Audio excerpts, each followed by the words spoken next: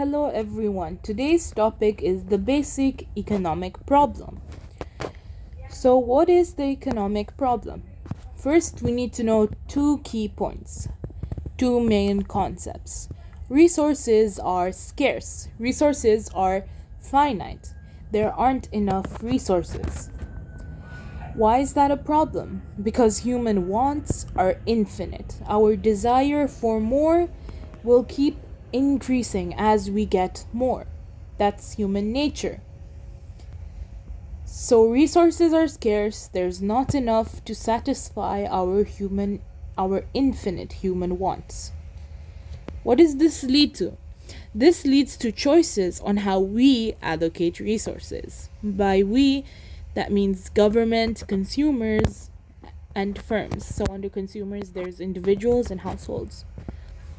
An example of how we allocate resources or how the government allocates resources is that the government can choose between spending their budget on making sure everyone is well fed and subsidizing groceries, or the government can choose to build a new skyscraper.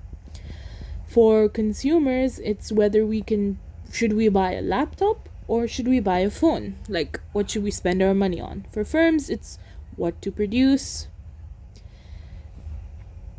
So because of these choices that we make, the government and the firms have three basic questions they need to solve: what to produce, how to produce, and for whom to produce. But the three questions are same for governments and firms, but their goals should be different. For government, their goals should be making sure every person is safe and subsidized. So the government's goal should be increasing the quality of life, making sure basic needs are met. While for firms, their goals are profit. It's just profit maximization. So that's why things like hospitals shouldn't be privatized, because their goals are fundamentally different. Now, because of these choices that we make, it leads to an opportunity cost. What is opportunity cost? It's the cost foregone for the next best option. So, for example, we're consumers. If we choose to buy an iPhone, that money could have been spent on a laptop, but you spend it on a phone. So your opportunity cost is the laptop. So there are types of goods: economic goods and free goods. Economic goods require factor of production, FOP. I'll explain this in detail, but they're just the things you need to produce. So because they have factor of productions, they also require money. And because they require money, they have an opportunity cost. So an example of economic goods can be a car or a phone or a vacuum or anything that you purchase. Free goods don't require a factor of production and they don't have an opportunity cost because they are free. So an example of this is seawater, sunlight, fresh air. So now here is the factors of production. It's the things you need to produce. So the first one is capital.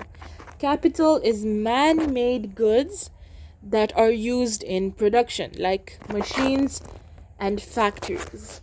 So the reward for this a capital is interest.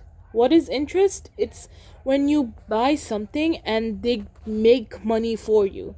So if you buy a machine, it's going to make more money for you. So if it was this machine, let's say it was 2K, the amount of products it makes is 4K. So you have more money than than the price of the capital itself. So it's interest, basically. You get more money. Enterprise is like a group of people, or like one person even, who has the skill, the courage, and who can take risks to be an entrepreneur. So because they have this skill, they can be the CEO of a company and they can lead their own company. This means that they get profit, so that's their reward. For land can be not just, the land that we buy, but it can be any natural resource like water oil, air. Air is not land, sorry.